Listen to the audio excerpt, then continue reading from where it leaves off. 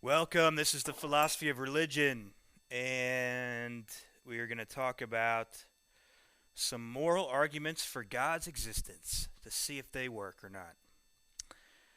And do we need God to be good? That question. Here are some pictures of some philosophers that comment on this stuff. William Lane Craig, J.P. Moreland. They are the theists. Peter Singer, Michael Roos are naturalists or atheists. All right.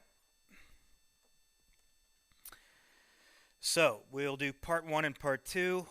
We'll look at Thomas Aquinas, William Sorley, and then William Lane Craig, J.P. Moreland, C.S. Lewis actually is at the end of this mess.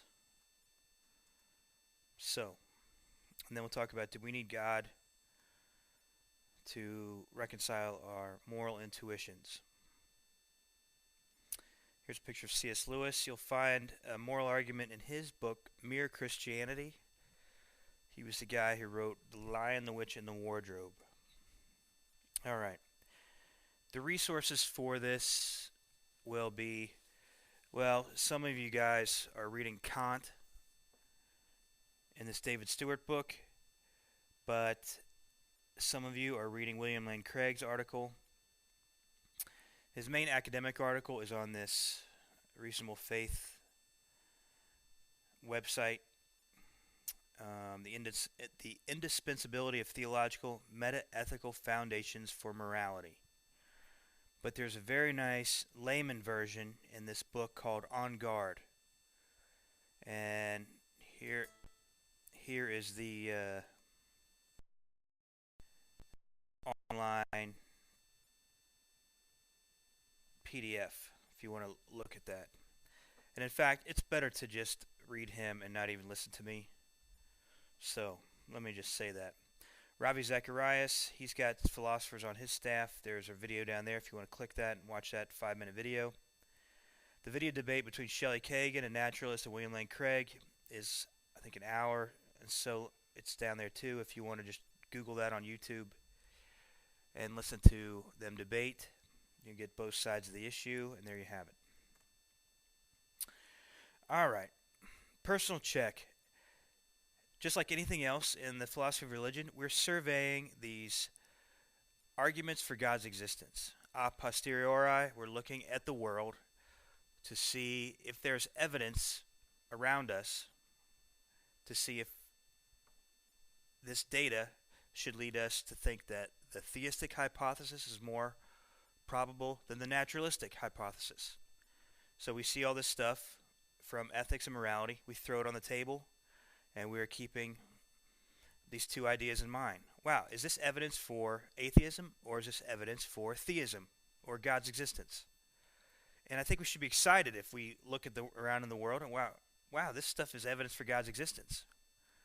And some of my atheist friends are fideists, where they have a blind faith and they want atheism to be true no matter what. And some people are that way with theism. And I think we have to have some degree of rational objectivity. We should care about the question of God's existence. That means we're not psychologically objective. A lot hangs on the question of God's existence. If you're not sure what hangs on it, look at chapter 2 of William Lane Craig's book, On Guard. Let me see here.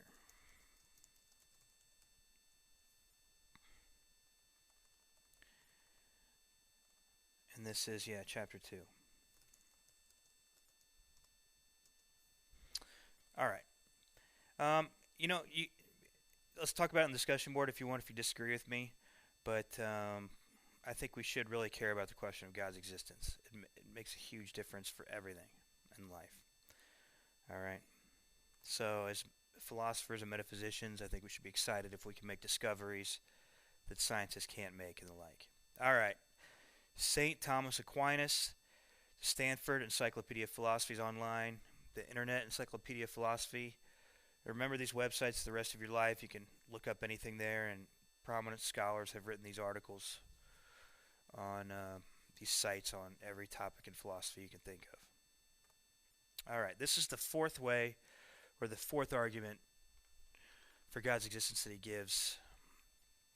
Now, remember, Thomas Aquinas was trying to answer.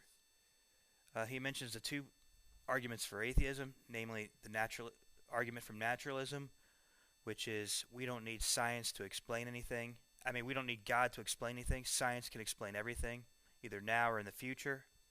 So that's the objection from naturalism. We don't need God to explain it, and if we can't explain it with science, then it doesn't need explaining. Secondly, the problem of evil. If there's a good, loving, and all-powerful God, how can there be so much evil in the world? So it's probable that God doesn't exist. Aquinas, instead of dealing with the problem of evil, he just gives these arguments for God's existence. So it tries to overwhelm. Look, there's so much evidence for God's existence that these arguments against God's existence are overwhelmed. All right.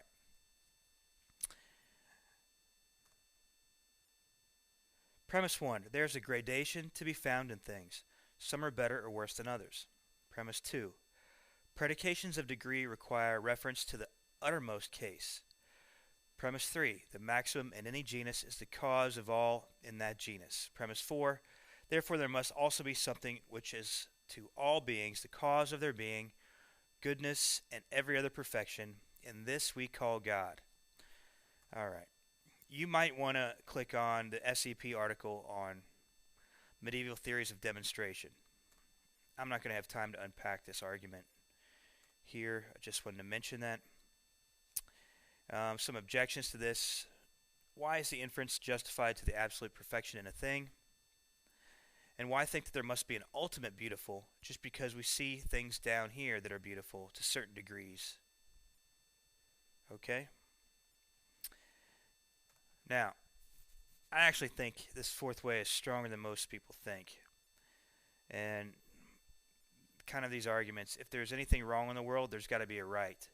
The shadow proves the sunshine. And so if there's anything that's not good, if there's anything that's evil, then there must be an ideal of good. And I would have to take more time to flesh this out for it to make sense to you. But basically, the shadow proves the sunshine is the route I'm going to go. Also, if relativism is true, this argument's really not going to work. But I think moral relativism is obviously false, but you must judge yourself. We'll talk about this in just a minute. William Ritchie Sorley, Scottish philosopher. He's famous for saying, "Many years from now, lying in your beds, would you be willing to give all the days from this day and that?" All right, he didn't say that. The Gifford Lectures on Natural Theology. Check these out. A lot of prominent scholars have been doing these things. And remember, natural theology, that's just the science of God by looking at the world, not special revelation or the Bible or the Quran or the Vedas or the Book of Mormon or whatever. Natural theology is what can we know about God from looking at the world? Can we guess about his nature or her nature or that kind of thing? All right. So those of you who say there's absolutely no evidence for God, I hear this all the time from students, and this is just like a bumper sticker mantra that's repeated over and over again. Well, look at this and see where the evidence is good or bad, or if it's neutral. It can't all be horrible, as I don't think it's horrible. I think that evidence is overwhelming for theism, but you have to be the judge of that. Just don't make this blanket claim that there's no evidence for God and then move on without actually looking at the evidence or the potential evidence. Okay, let's do some metaphysics. What are moral and ethical entities?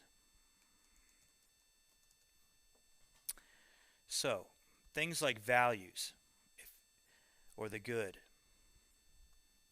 All right, what is the good? Should we value family over fame and fortune? Should we value our country And should we value freedom? Should we value piety or holiness? Etc. All right. Moral principles, rules about what is good or evil, right or wrong, especially with regards to other people or things. So, I think it is wrong to kick puppies for fun in order to harm them. All right. I also think it's wrong to sexually abuse young members of your own species. Um, but yeah, think of moral principles like any of the Ten Commandments. Don't commit murder. Don't steal. Don't be jealous, etc. Jesus' command to forgive 70 times 7, to love your enemies, and pray for those who persecute you. All right, virtues and vices are character traits like courage, cowardice, generosity, stinginess, slothfulness, and so on. All right, so the argument. Premise 1, if objective moral values exist, like goodness, badness, rightness, and wrongness, then their existence needs to be explained. Premise 2, either good and evil exist because there is a designer or person who designed them. That's the theistic view. Or they simply exist in this enormous universe, which is the Platonistic view, Platonism. Conclusion, it is more reasonable to believe that the moral values exist in the mind of a designer God than that this universe has, as part of its furniture, certain values and moral principles. Okay, you also might want to look at the Euthyphro argument. There's another presentation, but you'll recognize Platonism or the autonomy thesis from that presentation. All right. Let's think about the question, does morality depend on religion? Some of you guys are reading Louis Poyman, the late Louis Poyman. We'll look at William Lane Craig's questions, how they differ. And then we'll look at some terms in metaphysics and in ethics. And we'll talk about two views, dualism and philosophical naturalism, or theism and philosophical naturalism, two worldviews. Then we'll look at William Lane Craig's thesis that personal theism explains, number 1, the existence of moral properties, number 2, the existence of moral duties and obligations, and number 3, accountability, and that theism explains these things better than atheism or philosophical naturalism. And then we'll look at ethics on philosophical naturalism.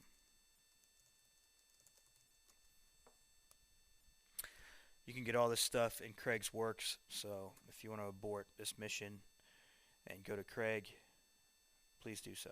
All right. Louis Poyman's questions. Number 1, does morality depend upon God? 2, are religious ethics essentially different from secular ethics? Now, are these the most important questions? He also asks,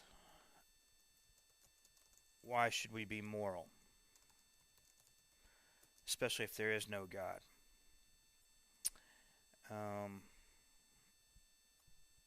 And are these the most important questions? That's what we need to ask. Now, if you turn to page 136 in William Lane Craig in On Guard, Craig does a nice job here on this page where he says that he thinks the important questions are different. All right.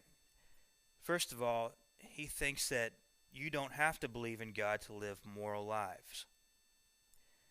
And this is evidenced by people around us. If you turn on Investigation Discovery on cable TV and watch all these true crime shows, you'll see that many atheists are very moral people. Some of the atheists you know, if you're an atheist, you're probably a pretty moral person, and so on.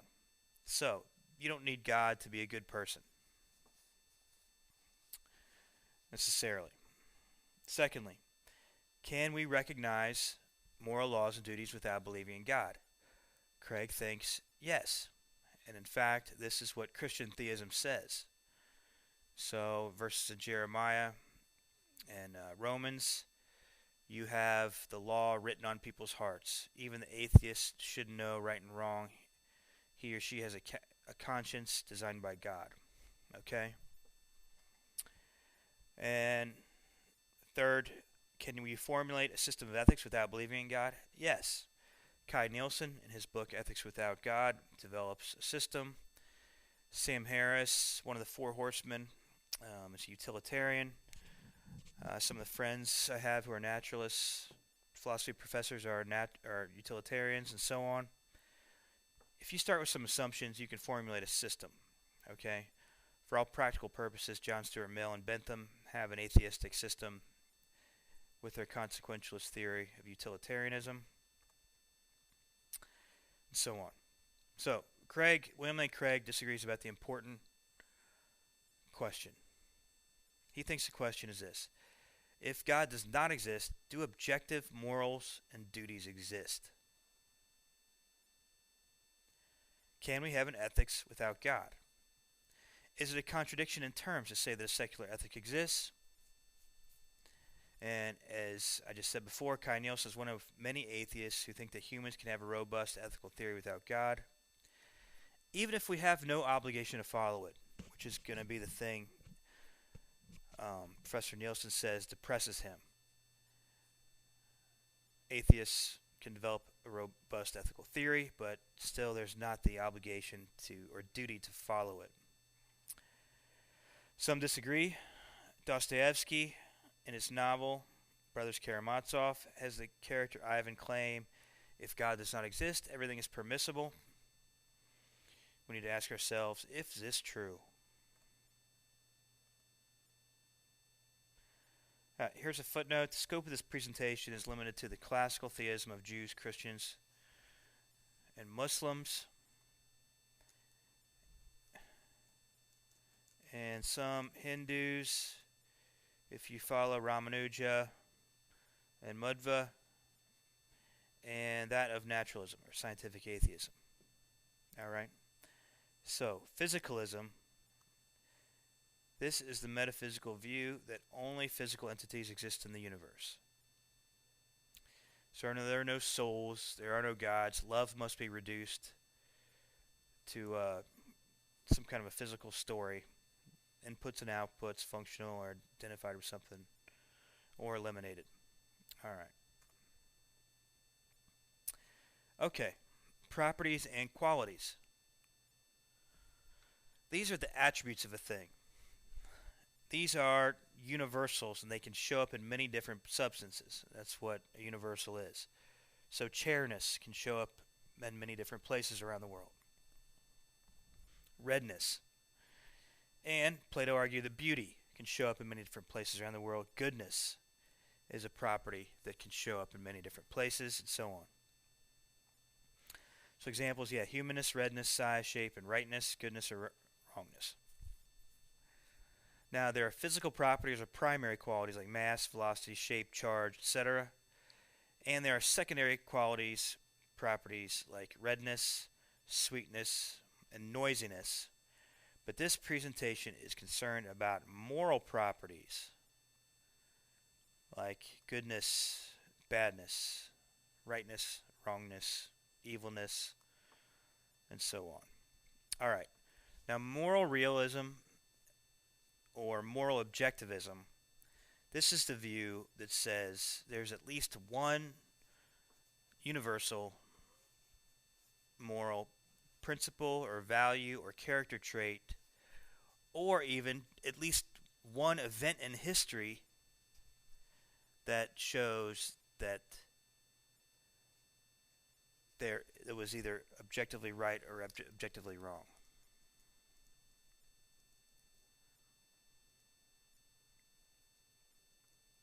So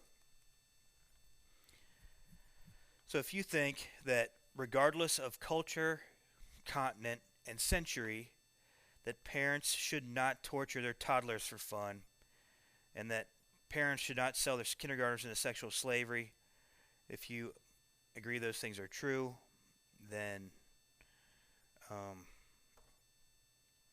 then you're a moral realist or a moral objectivist. Okay? Moral relativism just says that morality is relative to the beliefs of either individuals or the majority of people in a culture. Okay, if you want more information on this, see the presentation/lecture on relativism.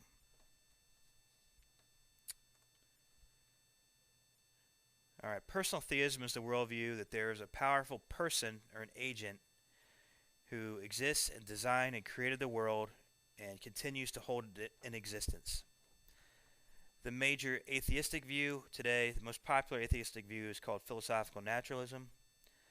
This is the view that only nature exists, and usually physicists, as David Papineau explains in his book Philosophical Naturalism, there's an epistemological commitment. Usually the hard sciences, chemistry and physics, yield the best knowledge. There's also the grand story, which has to do with the latest scientific theories on our origins. So currently, atheistic Big Bang theory and naturalistic evolution explain everything about the world and human beings, or most of it. And what follows from this is a metaphysics. Since naturalistic evolution is a physical process of just matter rearranging, that's all it is when you look at it, matter rearranging. Humans are simply physical entities. And so there aren't going to be these weird metaphysical, non-physical entities popping out of organisms if evolution is just a process of rearranging matter. And the universe is only made up of physical particles and properties. That's physicalism. Well, here it is down here. Physicalism is the view that the world is composed of only physical particles and properties. So D.M. Armstrong is going to be a naturalist who tries to explain away properties and reduce them to physical properties or physical story. Nominalism or extreme nominalism. Alright, no non-material entities like gods, souls, love, etc. exist. A future physics will describe all of reality. So this follows from naturalistic evolution, which is a physical process. Alright, so we are magnificent meat machines, and it's wonderful. Alright, physicalism and materialism. You can pause it and read this slide. Email me if you have questions. Alright, I'm being lazy. Physicalism, materialism, we just went over that. Dualism is the view that there are two types of entities in the world. There are physical entities and there are non-physical entities. Platonism is a version of dualism. Personal theism is a version of dualism. Alright, people who believe in God believe that there's a non-physical God and there is a physical world. So two things, dual. Ethics, do you need God? Now, Bertrand Russell versus Frederick Copleston. Copleston wrote one of the seminal histories of philosophy with, I don't know, 5 or 6 volumes, I forget. And so, if you want to read a popular historical debate in the 20th century, look at this debate between atheist Russell and theist Copleston. If you want to read it and post on the discussion board what you think, feel free to do that and let's talk about it. Otherwise, we're going to skip it and go to The Theistic Case by William Lane Craig. Here's the article you need to read. If you want to click on that and read it, you can skip all this mess. Alright. Craig says this: if personal theism, belief in God, is assumed, the following is guaranteed. Number 1, the existence of objective moral values or a moral law.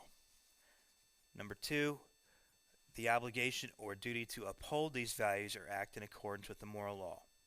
And thirdly, accountability to keeping the moral law. And that was Kant's argument.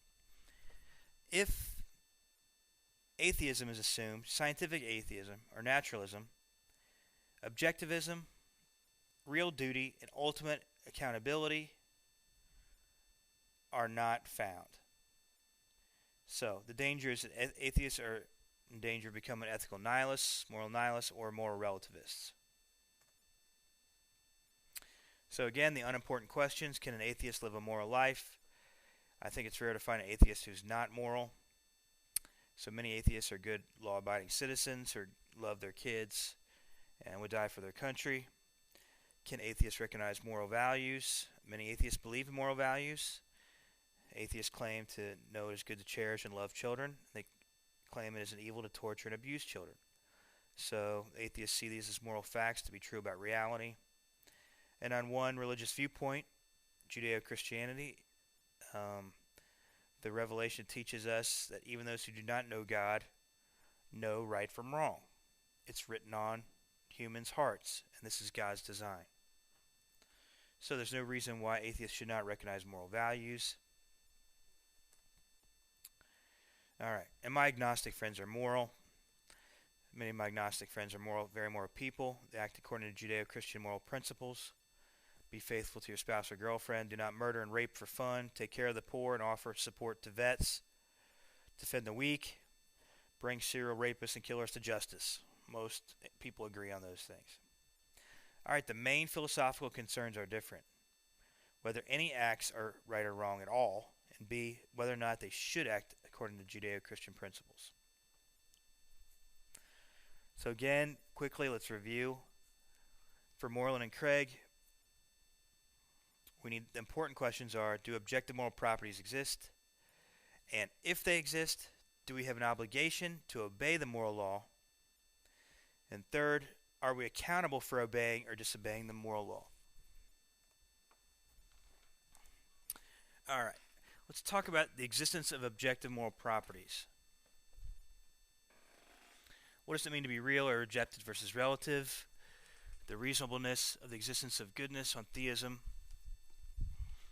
and Platonism versus personal theism.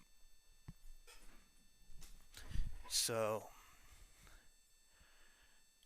this is basically which form of dualism is more probable.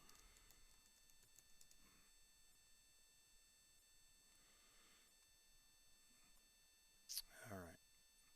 So Platonism is atheistic dualism. Let's just stay like that. Because some of you guys had some issues on the discussion board saying, what in the world is Platonism?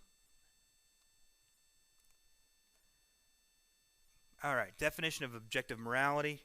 Again, if you want to see those other presentations on relativism, natural law theory, turn there.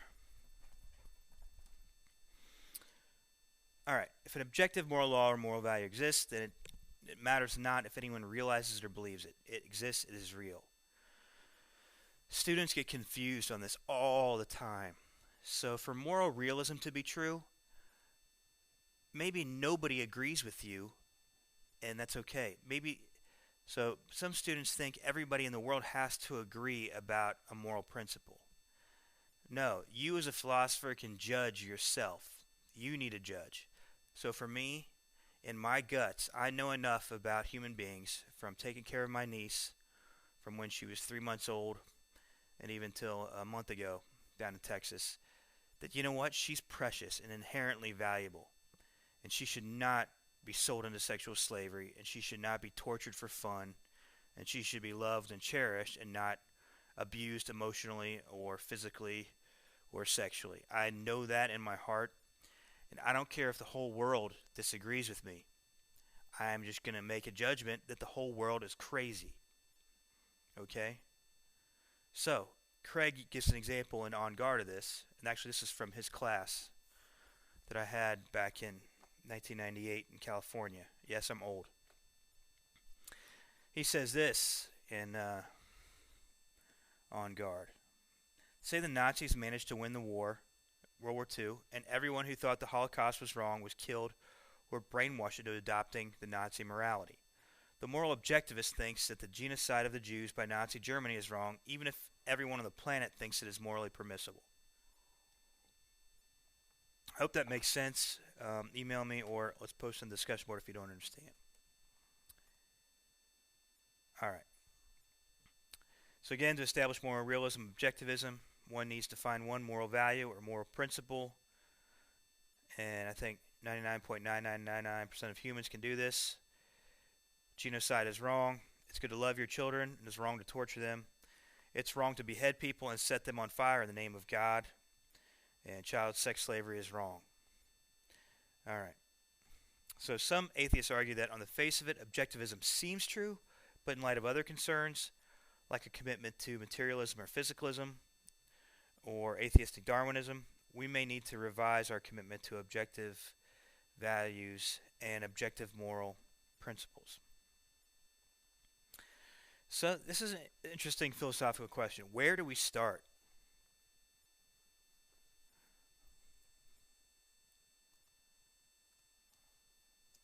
What do we know?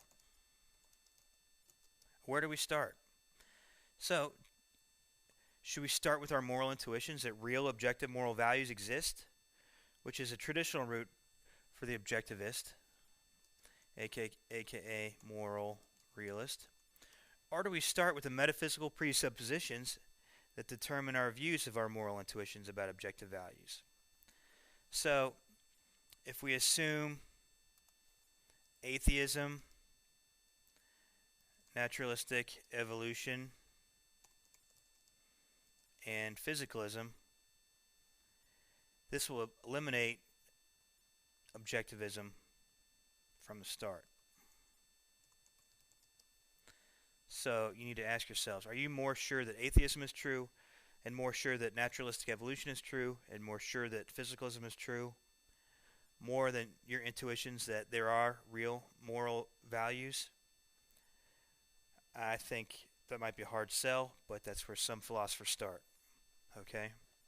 I'm more sure it's wrong to torture my niece for fun than I am that any scientific theory is true, personally. Alright. So let's just assume, for the sake of argument, that objectivism or moral realism is established.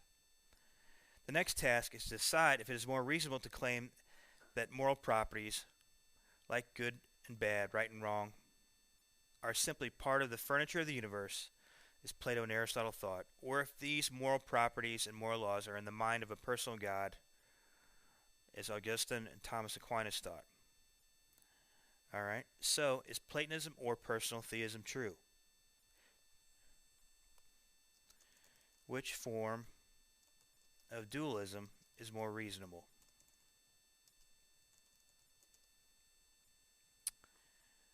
Alright. So William Sorley dealt with this issue, and Craig revitalizes this and brings it up. So let's look at these two dualistic versions compared. On Platonism, truth, goodness, and beauty exist, as well as rightness and wrongness. They are abstract objects, ideas, and forms that are part of the metaphysical furniture in the universe. One problem with this is that there's no duty or obligation or accountability.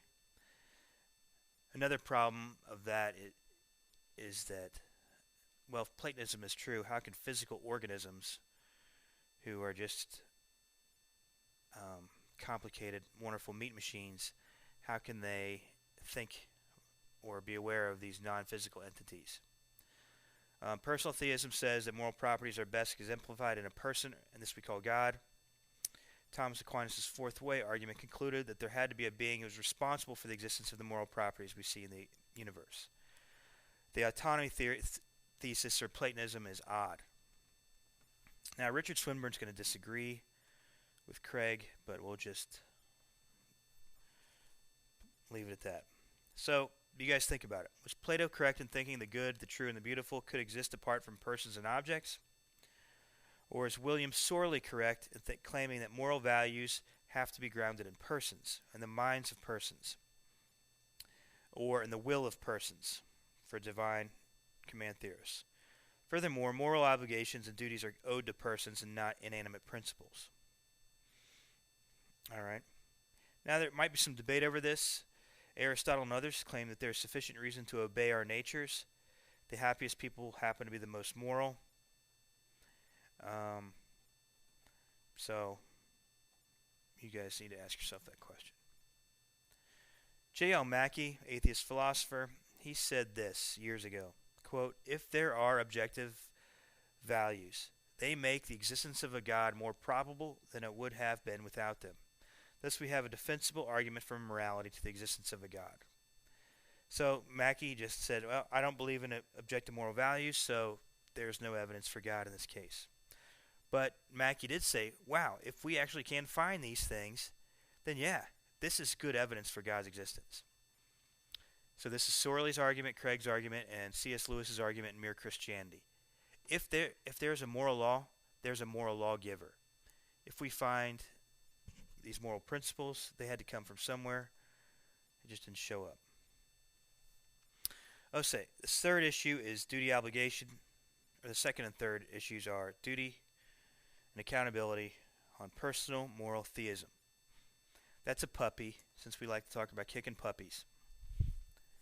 Alright, on most versions of personal theism, Judaism, Christianity, Islam, and those forms of Hinduism that endorse classical theism, and also Sikhism, humans have an obligation or duty to obey the moral law, since humans have a duty to a person, the person of God.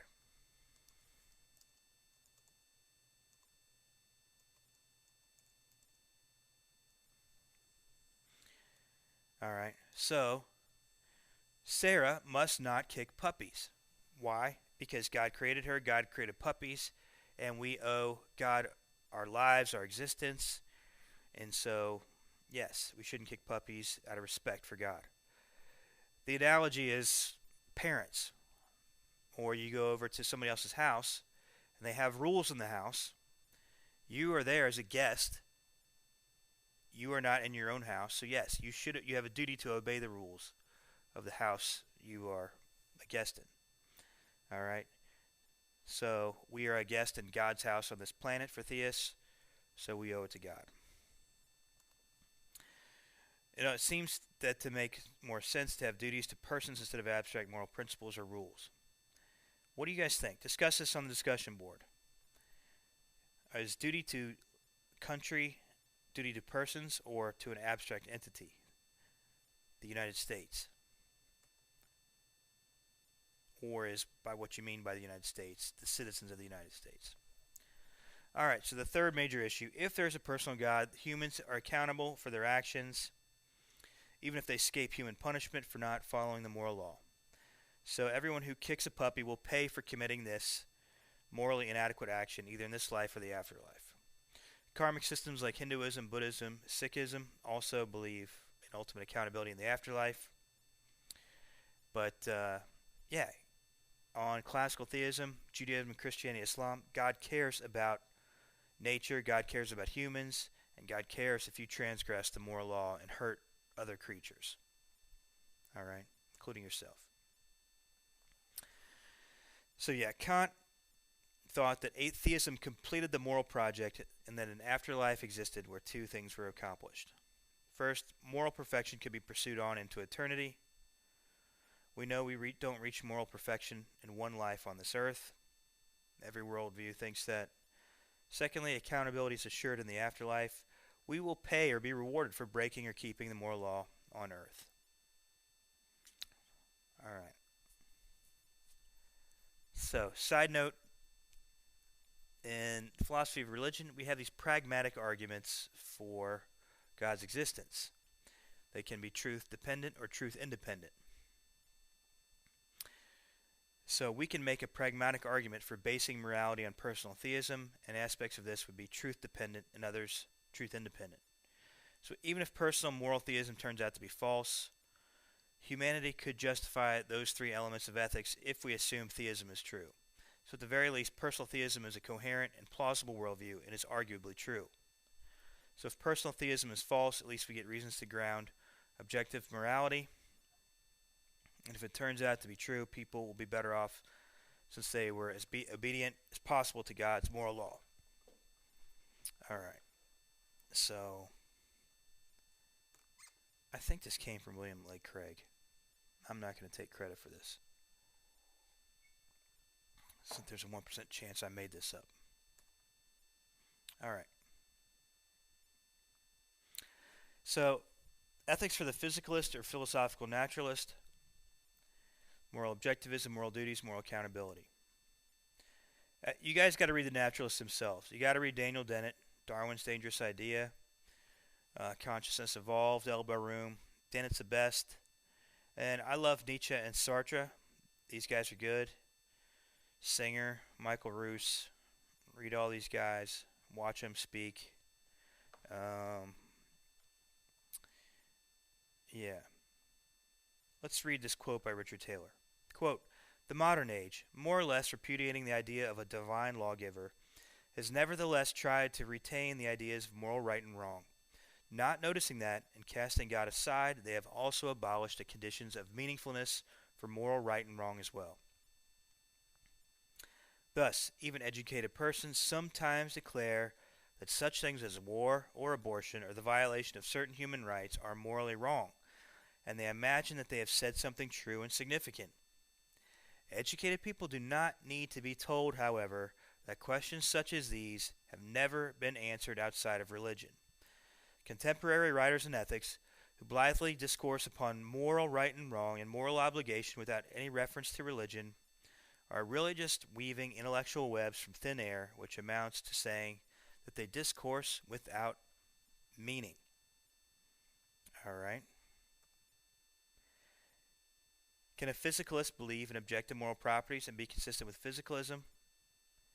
No. Moral properties, goodness and rightness, are not physical properties. The hard sciences do not account for these kinds of properties.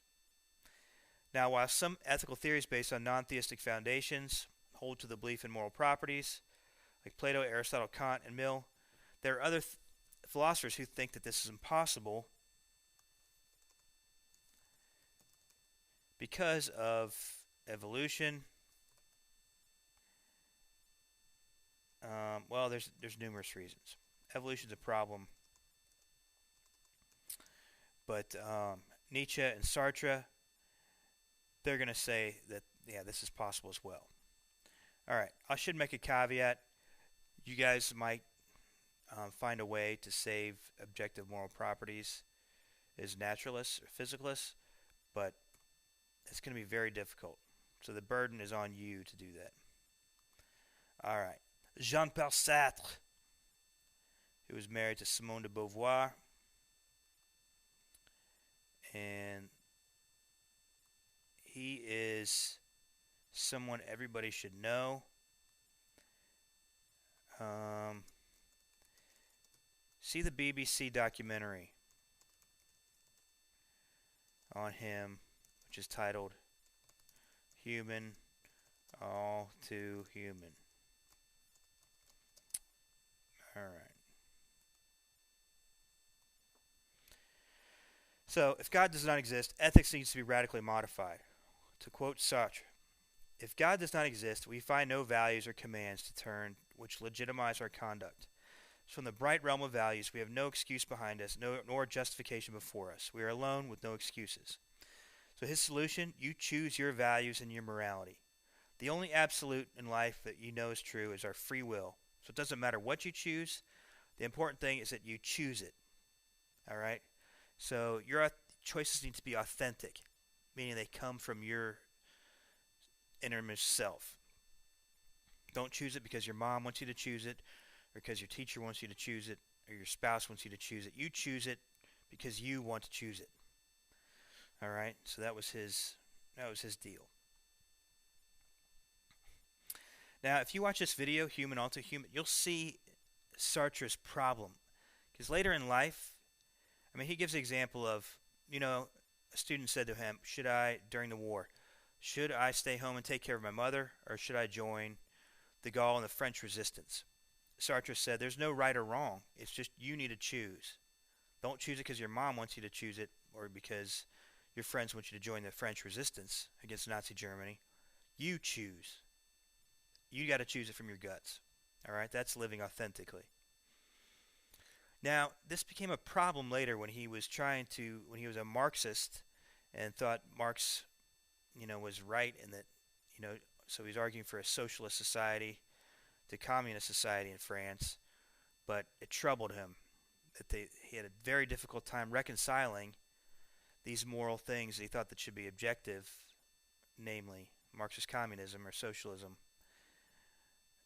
with his theology and his ethics.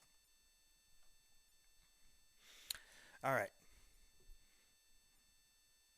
I throw this in here because a lot of my students are Mormons, and that some versions of materialism allow for the existence of non-physical properties.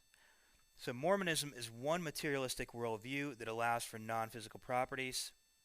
So the law of eternal progression, goodness, are real on the mainstream LDS theology. Okay? So if you read the Doctrine and Covenants, you'll find out, I don't know, I forget what it is, 131, 135, where our intelligence, the fundamental part of us, is made of matter, which is more fine and pure. So the modern Mormon philosophers I know, they're happy about this. And so the majority view in the philosophy of mind today is some form of physicalism, and Joseph Smith nailed it. Now, I think physicalism is false, but you've got to be the judge of that. All right. So, Mormons, you guys are materialists, and you're not physicalists. All right. 1 prime, what follows from the non-existence of objective moral properties? The worthlessness of human beings. Michael Roos, quote on him. William Lane Craig's view. Peter Singer. All right. The objective worthlessness of human beings on physicalism. Now, we can create value for something. So, just like I give value to, or my niece, she tried to copy, I wrote something on my philosophy of religion book here, and she wrote love tougher. Instead of lone, she wrote love. And this is precious to me. I'm going to save this book. Or, I took a picture of the cover. It has value to me. All right? But is this objectively valuable? Not really. So the same thing with paper money. Is there anything objectively valuable about gold or coins? No. It's humans impose this value on it. We all agree that it's worth such and such, and so on. So as Thomas Hobbes and others, we might be able to confer value on humans, and we pretend things have values, but objectively, it isn't real. So philosophical naturalism, the metaphysical view of physicalism, implies determinism. This is the problem of natural agency. I don't know why we're talking about this, but these are problems. All right. The late Louis Poyman here in this book, How Should We Live? He says the chief question of ethics is why should we be moral? Other philosophers say, the most important question in ethics is why should we value other human beings? So finding a reason to value human beings is a big problem. If you remember in our discussions of utilitarian and Kantianism, those of you guys in ethics, one problem with these systems is finding a ground for valuing human beings in themselves, or a ground for caring about the pleasure or happiness of human beings. So Nietzsche and other people are going to be like, wait a minute, you guys are sneaking in Christianity to have this pity on and worry about the pain of other human beings. Why should we not use other human beings if we want to? Nietzsche will say. So Kant and the utilitarians for Nietzsche are sneaking in this Judeo-Christian morality, this assumption that human beings are valuable because they bear God's image. All right? If we're just animals created by an uncaring process like evolution, do we really possess that same value? And it's hard to justify that's true.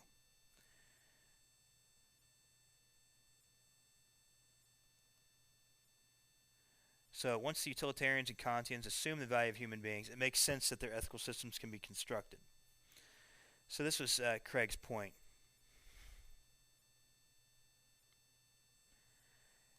yeah, once you have this assumption, then you can construct an ethical system. But is that assumption, the value of other human beings, justified in the beginning at all? Does that make any sense? The problem is finding a reason to value the human being if you throw out the Judeo-Christian belief that humans bear the image of God.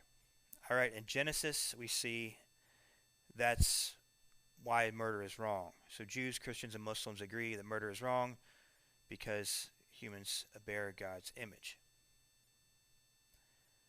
All right. Muslims might have a different theology on that, since I think that might be abrogated by some verses in the Quran. But ask your Muslim friends. Michael Roos, naturalist, he says this, quote, "Morality is a biological adaptation. An adaptation in evolutionary biology is just a phenotypic or a big trait that's it's saved by natural selection. So this trait emerges in a population, and a natural selection works, and that trait is saved. So natural selection is a subtraction. So organisms with this feature, namely morality, moral beliefs, moral sentiments, moral feelings, those organisms survived, and those without moral sentiments, those died off. Morality had some kind of survival value. All right. Again, quote, "Morality is a biological adaptation no less than our hands and feet and teeth. Considered as a rationally justifiable set of claims about an objective something, ethics is illusory. I appreciate that when someone says, 'Love thy neighbor as thyself,' they think they are referring above and beyond themselves. Nevertheless, such reference is truly without foundation. Morality is just an aid to survival and reproduction, and any deeper meaning is illusory." Now, my naturalist friends are okay with this, most of them. My Humean buddy, he's a moral realist. He thinks Hume's ethics can be saved and grounded in justified moral realism. I don't think so, but there's that. Anyway, so this is pretty fantastic. This has huge implications. William Lane Craig helps out the naturalist here. Says this, "After all, if there is no God, then what's so special about human beings? They are just accidental byproducts of nature which have evolved relatively recently on an infinitesimal speck of dust." How do you pronounce that word? On a tiny speck of dust, I'll paraphrase, called the planet Earth, lost somewhere in a hostile and mindless universe, and which are doomed to perish individually and collectively in a relatively short time. So, yeah, we have life show up on this planet. If God doesn't exist, these swirls in the mud, these swirls show up, they interact with each other, and they die, and that's it. So, does it really matter how the swirls interact with each other? Little swirls of mud, if that's all humans are? That's what we need to think about. Peter Singer, "There is no God.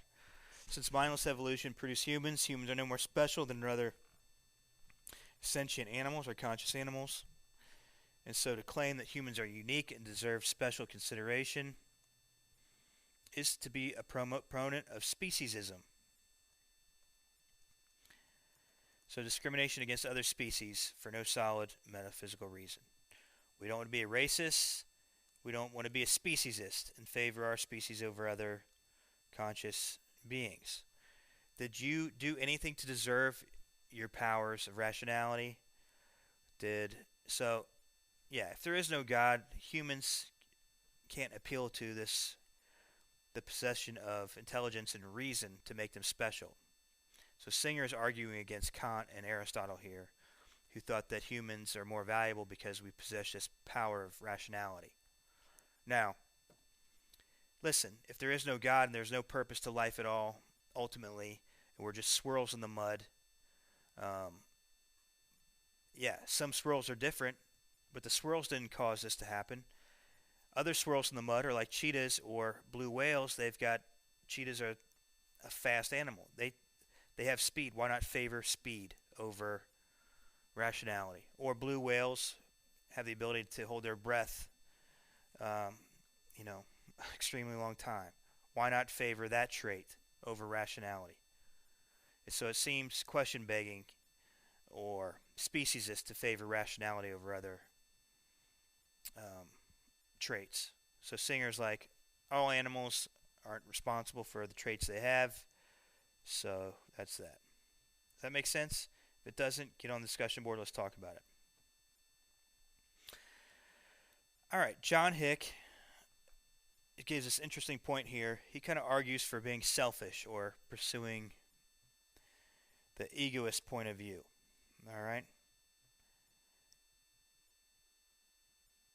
Um, Let me read this Richard Taylor quote.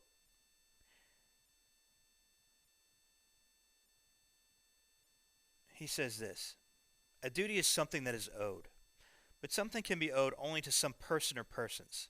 There can be no such thing as a duty in isolation. The idea of political or legal obligation is clear enough.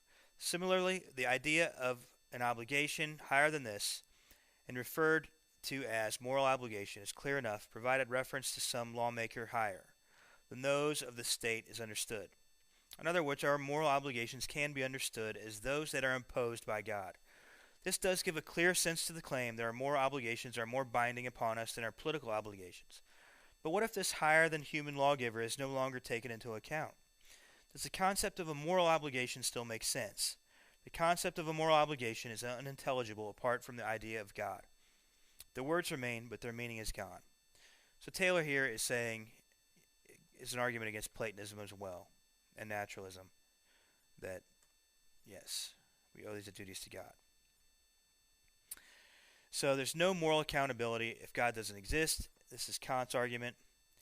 And even though the vast majority of atheists are going to be moral people, there's still going to be a few nut jobs who are going to use this excuse. So we'll look at Richard Warmbrand, his experience. And yeah, so if naturalistic, non-God guided evolution is the source of our morality, our beliefs in right and wrong are adaptations, or morality is an adaptation. John Hick says, shouldn't we resist these sociobiological realities and be ethical egoists? So he's going to tell the story of an ant. If evolution is true, why should we care about sacrificing ourselves for other ants or for other swirls in the mud? Let's just worry about ourselves. All right, Richard Wurmbrand. This poor guy was a Jew in Romania, and he was persecuted by the Nazis in the 30s and then 40s during World War II. He became a Messianic Jew, was convinced that Jesus rose from the dead and that Jesus was the manifestation of God on this earth, the full revelation of God. And so he became a Christian. And guess what? When the Soviets came in and atheistic communism and the Iron Curtain fell over Eastern Europe, Romania became communist and atheism was the law of the land. And he was thrown into prison again for being a Christian and tortured by atheist communists in there. He said this in the book Tortured for Christ. Quote, "The cruelty of atheism is hard to believe when man has no faith in the reward of good or the punishment of evil. There is no reason to be human. There is no restraint from the depths of evil which is in man. The communist torturers often said, quote, there is no God, no hereafter, no punishment for evil. We can do what we wish, end quote. I have heard one torturer even say, quote, I thank God in whom I don't believe that I have lived to this hour when I can express all the evil in my heart, end quote. He expressed it in unbelievable brutality and torture inflicted on prisoners, end quote. So Wurmbrand's saying he saw for himself that there are some people who actually live this out consistently. Oh, there's no God. There's no moral accountability. Even if there are moral duties to these moral principles, there's still no accountability, so I'm going to do what I want. All right? The problem of why should I be moral surfaces again. So this is an important book, Tortured for Christ. I think you can get a free one. So if you go to this website, torturedforchrist.com, and you can get a free copy of this sent to you. So yeah, even if you don't, even if you don't, um,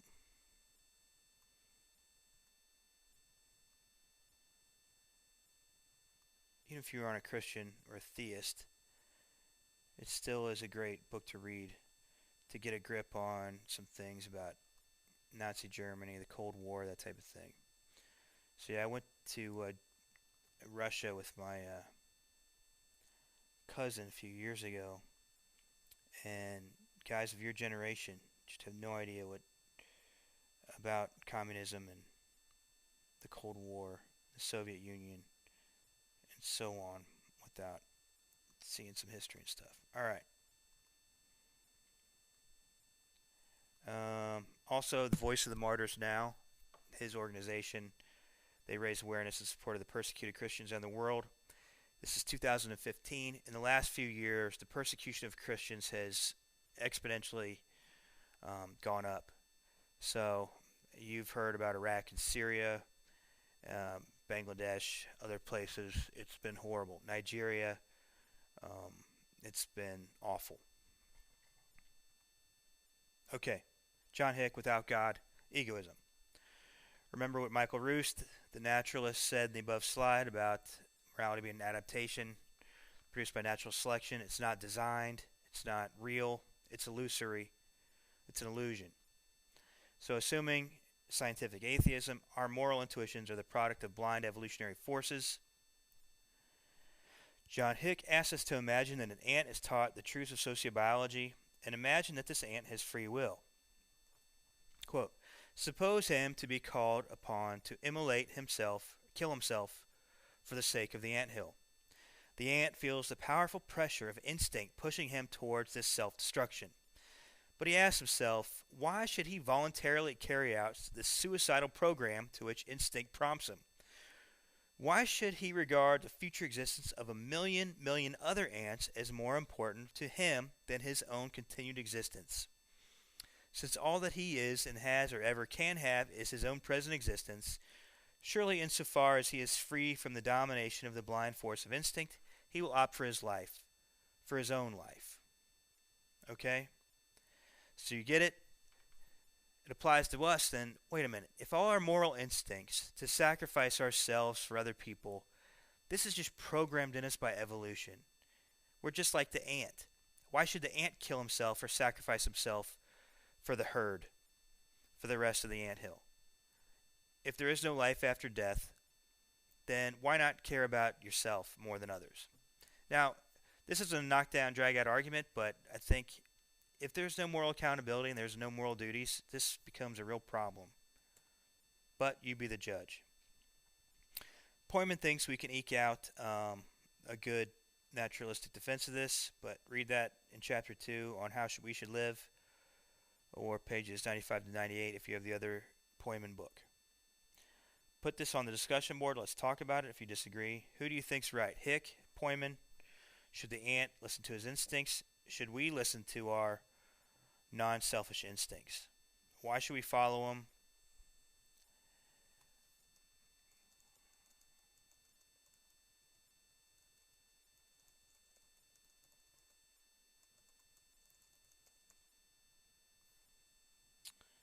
Alright, there you have it. Conclusion, Kai Nielsen, who debated my old professor J.P. Moreland. You can see this stuff, jpmoreland.com. JP talks about it, or you can read this book. William Lane Craig and Dallas Willard. Anthony Flew. Anthony Flew was actually an atheist at the time this was written, but then he became a theist.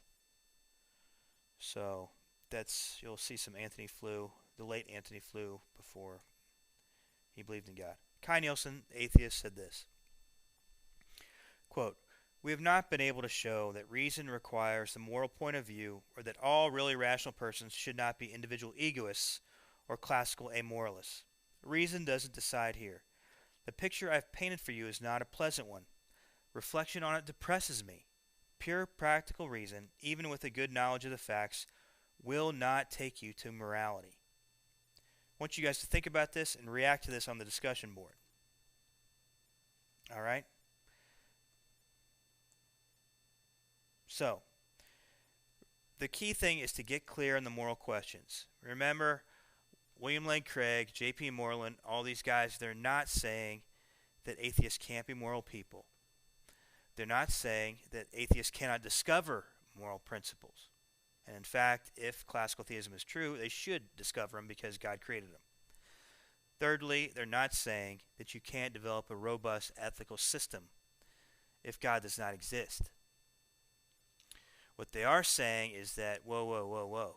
It's very difficult or impossible to justify the three important things, namely the existence of real, objective, moral values and moral principles.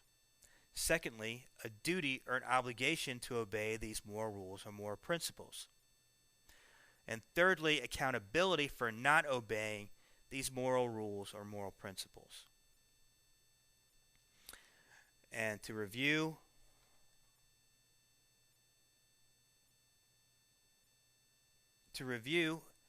we see Nietzsche and Jean-Paul Sartre, J.L. Mackie, and a lot of other atheists agree that yes, there are no moral principles.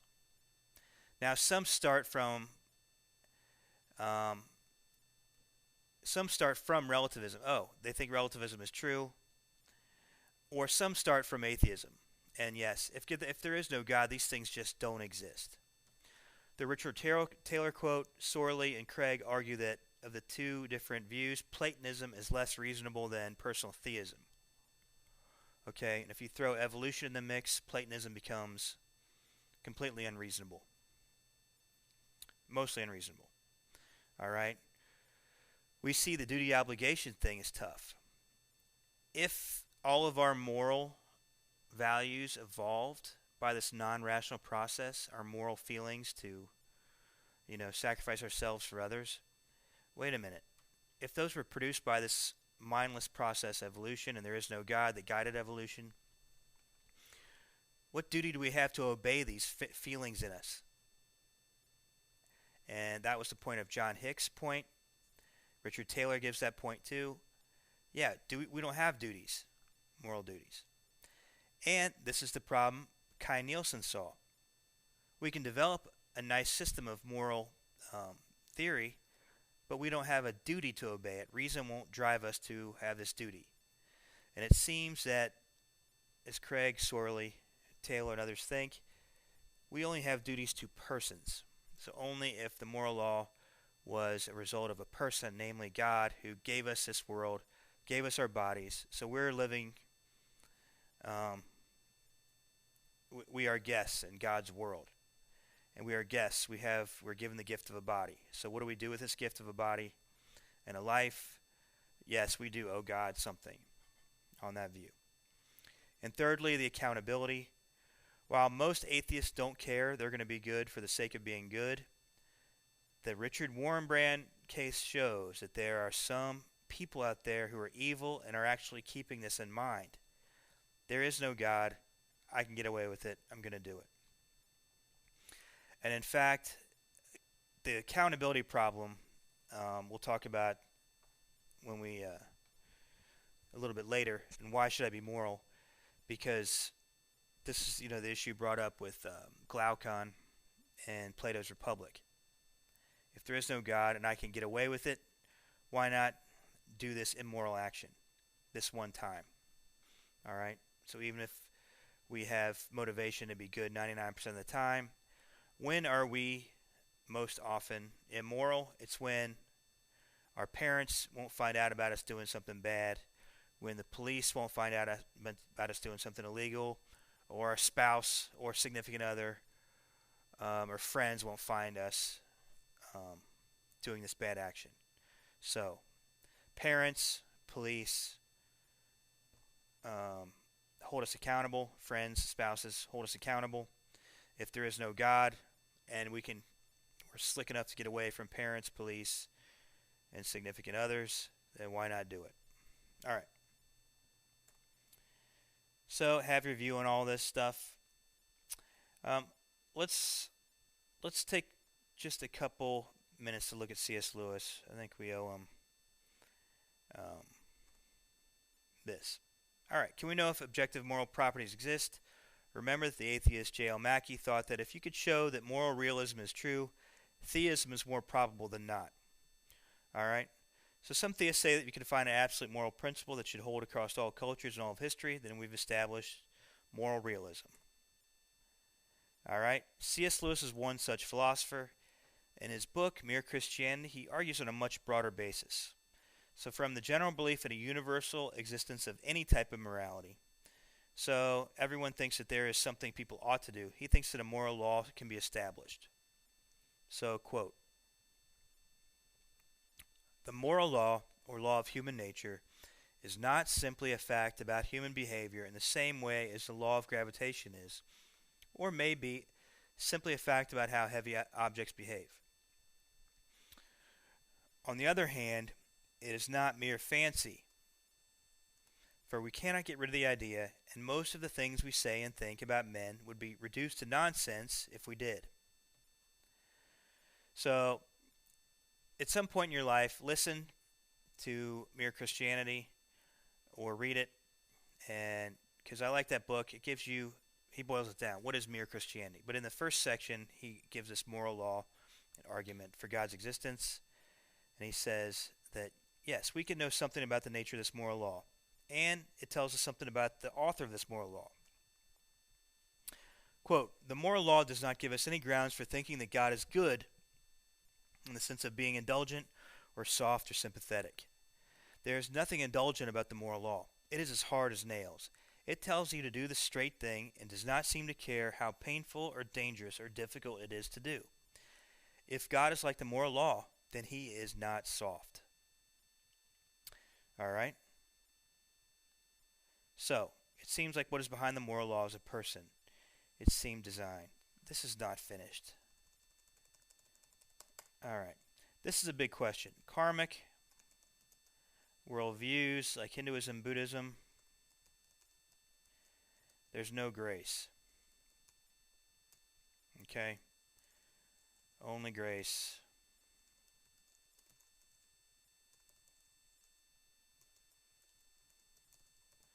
So read Lewis. I apologize for this little tangent here. All right. Dallas Willard, he says this, quote, "To be agnostic is not a defense for not knowing or not believing." He gave the story of he was in Africa and he needed to get on a plane and nobody was helping him.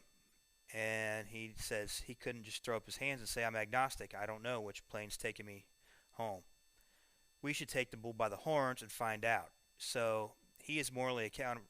Well, he's accountable to trying to find out himself which plane is going back to the United States. I had a similar issue when I was in Sorrento, Italy back in 2001, a few days before 9/11.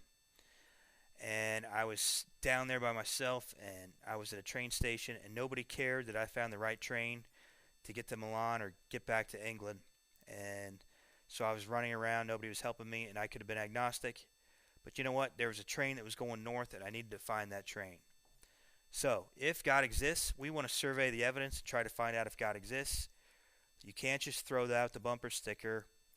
There is no evidence for God's existence. Look at this evidence here, and you weigh it with your heart and mind to find out what's true. All right? Personally, I think these moral arguments for God's existence are pretty overwhelming. My views of right and wrong, that I know that 9/11 was a moral evil, that beheading American journalists in the name of God is immoral. I know this stuff, all right? And I know that stuff's wrong. I know it's morally right to take care of your kids and try to bring serial killers and serial rapers to justice, all right? Now, you might disagree with me, but that's where I dig in my heels and want to say that I think these moral arguments for God's existence are pretty darn powerful. But you be the judge. And email me if you have constructive criticism of this presentation. Today is 7th of February 2015. This is recorded in Ohio. Email me. Websites, blah, blah, blah, blah, blah, blah. Alright, guys. Goodbye and good night. See you later. This is Tougher. Signing off.